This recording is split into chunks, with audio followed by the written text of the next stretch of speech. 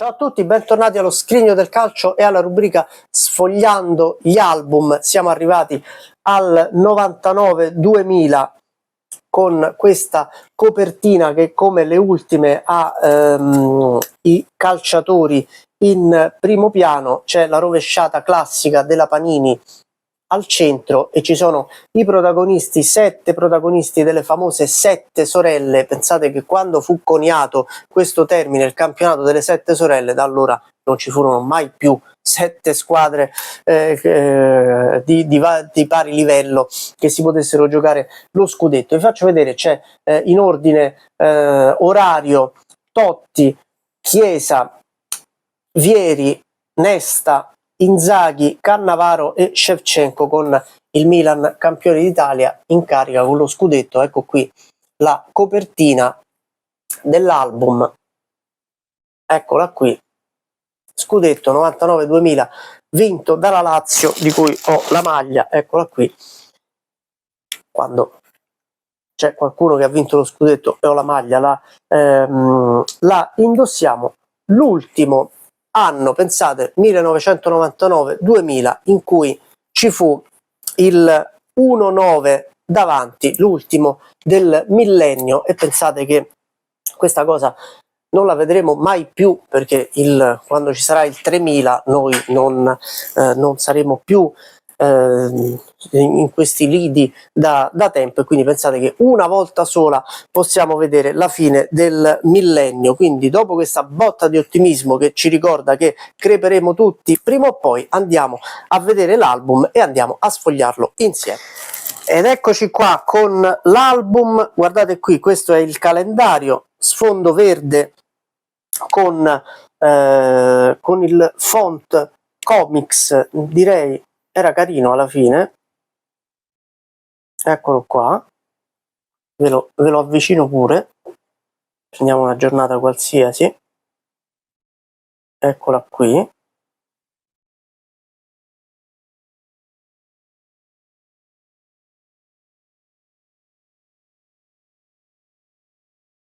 E poi, quello che vi dicevo erroneamente nel video precedente, queste anche quest'anno a grande richiesta, vedete qui la Panini presenta i nuovi acquisti, gioca con le figurine cambia maglia. Praticamente c'era questa maglia, questa figurina trasparente in cui che si poteva applicare sulla figurina del calciatore che aveva cambiato maglia. Vedete qui il calciatore ipotetico Davide Bianchi, passato dalla Fiorentina al Milan, si prendeva la figurina trasparente del Milan e si applicava sul calciatore, aderiva perfettamente, non si leggeva più niente della Fiorentina e veniva fuori così il calciatore. E sulla parte della vecchia squadra c'era proprio l'adesivo trasferito che si poteva mettere al posto del calciatore che aveva cambiato squadra. Questo perché quando usciva l'album ormai il calciomercato non era ancora aperto e quindi l'album risultava poi diciamo così difettoso. 4 pagine come nel 98-99, guardate qui il Bari, abbiamo lo scudetto, la squadra, la foto della squadra e l'allenatore Eugenio Fascetti, e poi la storia della squadra con tutti più o meno i risultati, anzi no, proprio con tutti i risultati e i piazzamenti della squadra nella sua storia. Poi qui la pagina con i calciatori, vedete tutti i calciatori, e sotto lo sfondo della tifoseria della squadra, in questo caso del Bari. E qui ecco i nuovi acquisti. Tra l'altro Jaime Valdés poi ha fatto anche una discreta carriera, Pasquale De Gregorio non combinò niente, addirittura qui Antonio Cassano, autore del gol contro l'Inter a dicembre del 99. Che cosa succede anche in questo caso? Che pure stavolta gli scudetti, alcune squadre, alcune società non offrirono, per così dire, la concessione alla Panini per gli scudetti, e ad esempio questo scudetto qui del Bologna, vedete che c'è scritto non ufficiale, non era lo scudetto del Bologna che tutti conosciamo, lo vedete, e quindi la Panini si dovette un po' inventare degli stemmi diversi. Questo è il Bologna, poi saltiamo qualche squadra, vi faccio vedere, così vi faccio vedere anche le novità dell'album. Vi faccio vedere intanto la Lazio, giustamente essendo la squadra campione d'Italia, eccola qui, la Lazio che fece questa bellissima foto anche proprio a Roma, la foto ufficiale della squadra, eccola qui. E questi sono i giocatori della Lazio. La Lazio aveva lo scudetto, aveva concesso lo scudetto ufficiale. Lazio che giocherà la prima parte di stagione, questo è il centenario, l'anno del centenario della Lazio, giocherà la prima parte di stagione con questa maglia qui, che era uguale a quella dell'anno precedente, del 98-99, poi da gennaio, quando il 9 gennaio del 2000 la Lazio fece 100 anni, utilizzò la maglia cosiddetta del centenario, che utilizzerà poi anche per la prima metà del 2000-2001, una maglia completamente bianca con una riga celeste, molto bella e molto apprezzata dai tifosi. Guardate qui l'ormai ex allenatore del Milan Sergio Conceição, con capelli che andavano abbastanza di moda in quegli anni. A Roma si diceva la leccata di vacca. E qui c'è Dejan Stankovic, anche tanti giocatori di quella Lazio diventati poi successivamente allenatori. Qui ci sono gli attaccanti, guardate Simone Inzaghi, anche molto più giovane e direi un pochino più magro anche, e poi Fabrizio Ravanelli che con il suo carisma e la sua esperienza fu molto importante per quella Lazio. Vi faccio vedere anche la regina alla prima storica esperienza in Serie A, primo campionato di Serie A della regina, eccola qui,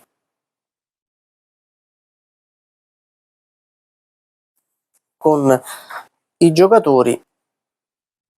Ecco Pirlo, primo campionato da titolare, fece molto bene in quella stagione, futuro centrocampista di Milan e Juventus. E poi guardate la novità: dopo il Verona, l'ultima squadra della Serie A, gli arbitri internazionali, per la prima volta la Panini sceglie di dare un volto e una scheda anche ai fischietti un po' più celebri, un po' più famosi, quindi quelli che andavano anche ad arbitrare, intanto che arbitravano le partite più importanti del campionato di Serie A, e poi che andavano anche ad arbitrare le partite all'estero, sia delle nazionali che delle coppe. E poi i 40 assi di Achille superbi, tornano le caricature dei calciatori, vedete, con questi musi, con questi ghigni un po' mostruosi dei calciatori che venivano rappresentati. Qui ce ne sono alcuni, poi mettete pausa ovviamente al video, guardate qui Ronaldo trasfigurato completamente, si mettevano un po' in difficoltà, si mettevano un po' in evidenza, diciamo, le caratteristiche fisiche anche dei calciatori, insomma i dentoni di Ronaldo vengono qui messi in evidenza, un po' di scucchia, non so come si dica negli altri posti d'Italia, di Vieri, anche di Montella, insomma mi sembra un po' effettivamente le caricature vanno un po' a anche le imitazioni sono delle caricature che vanno un po' a mettere in evidenza le caratteristiche. E qui passiamo alla Serie B con il calendario, vedete anche qui, devo dire fatto molto bene, perché lo sfondo neutro, questo sorta di arancione, di giallo scuro, con lo stesso font della Serie A, vedete anche qui vi faccio vedere la prima giornata della Serie B, così è inquadrata anche bene. Qui anche le altre giornate, ci sono molte sorprese in questa Serie B. Serie B 99-2000 è stata un misto tra nobili decadute come il Napoli e le due genovesi, e delle sorprese, delle prime volte come l'Alzano, che vi faccio vedere qui. Non abbiamo visto le caratteristiche effettivamente delle figurine, sono contorno bianco, guardate Simone Barone nell'Alzano, che poi è diventato campione del mondo con la nazionale, e sfondo bianco con più o meno un bordo del colore sociale della squadra, in questo caso il nero dell'Alzano, che era a scacchi bianco-neri, aveva questa maglia un po' come il Boavista. Qui abbiamo Atalanta e Brescia. Ci sono anche le altre sorprese che vi dicevo prima, le altre squadre insomma abbastanza meno note, come la Fermana. Guardate qui nella stessa pagina, Fermana e Genoa, il grande blasone del Genoa e la sorpresa assoluta della Fermana. C'è anche, vedete qui, Monza, Napoli, Pescara, Pistoiese, c'è il Savoia fra un po', eccolo qui, insieme alla Sampdoria. Guardate anche qui che gioco del destino, in realtà gioco dell'alfabeto qui, anche come per Fermana e Genoa, anche per Sampdoria e Savoia, il blasone della Sampdoria e la storicità, l'unicità del Savoia, che retrocederà poi in Serie C. Questa è la C1, il calendario della Serie C1 cambia solo il colore in pratica, poi per il resto è tutto uguale. Guardate anche le squadre della Serie C, e qui ci sono ovviamente scudetti e foto della squadra e notizie della squadra. Guardate Como e Cremonese che oggi si sfidano in Serie A, qui si sfidavano in Serie C in questo derby lombardo. Queste sono le altre squadre, anche Pisa e Reggiana, altre nobili decadute. Poi passiamo al girone B, eccolo qua, anche qui il calendario, guardatevi una giornata qualsiasi per leggere anche i nomi delle squadre, e guardatevi qui anche le squadre che c'erano, eccole. Mettete pausa così potete gustare un po' tutte quelle che vi interessano. Qui c'è il Marsala che vi avevo nominato la scorsa settimana, e poi c'è la C2 con solo gli scudetti. Faccio vedere rapidamente girone A. In 2 pagine riescono a mettere tutto. Calendario, prima parte del girone B,